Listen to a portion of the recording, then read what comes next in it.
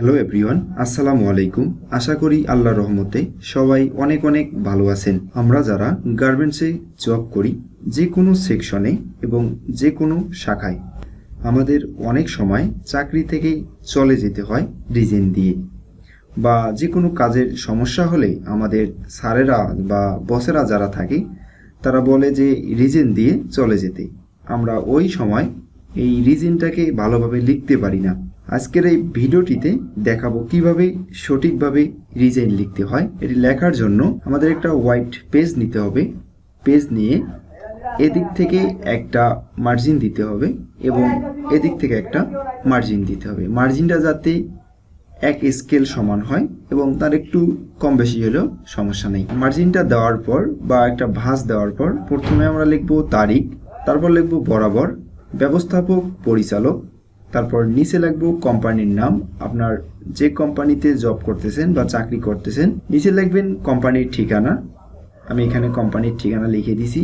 তারপরে লিখবেন বিষয়, চাকরি হতে অব্যাহতির জন্য আবেদন। তারপর নিচে একটু গ্যাপ রেখে লিখবেন জনাব, যথাবিহিত সম্মান প্রদর্শনপূর্বক বিনীত নিবেদন এই যে আমি মোহাম্মদ। এখানে আপনার নামটা বসাই দিবেন এবং আপনার যে অফিসের আইডি কার্ড আছে এখানে লিখবেন কার্ড নং। কার্ড নং লেখার পর এখানে আপনার অফিসের আইডি কার্ড নং এখানে লিখে দিবেন।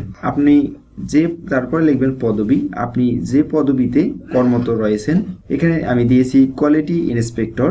তারপর আপনি যে শাখায় কাজ করেন, সেকশন, সুইপ, ফিনিশিং এবং ওয়াশ, আপনি যেখানে কর্মরত থাকবেন সেখানের নামটা এখানে উল্লেখ করবেন। তারপরে একটা দাড়ি দিবেন। এখানে আবার লিখবেন আপনার অধীনস্থ প্রতিষ্ঠানে বেশ কিছুদিন যাবৎ ধরে আমি কাজ করে আসিতেছি।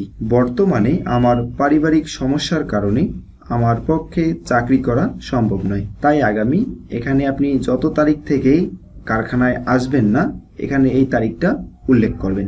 এত তারিখ হইতে চাকরি থেকে অব্যাহতির জন্য আবেদন করিতেছি। এবার নিচে আরেকটু গ্যাপ রেখে নিচে লিখবেন অতএব হুজুরের নিকট আমার প্রার্থনা এই যে আমাকে চাকরি হইতে অব্যাহতি দানে বাধিত করিবেন। আরেকটু নিচে লিখবেন বিনীত নিবেদক, আপনার নাম, কার্ড নং, পদবি, সেকশন এবং শেষে আপনার স্বাক্ষর। এটি লেখার পর আপনার বিভাগীয় প্রধান যিনি আপনার স্যার, বস, তাদের সিগনেচার নিয়ে আপনি এসআর অ্যাডমিনে জমা দিবেন।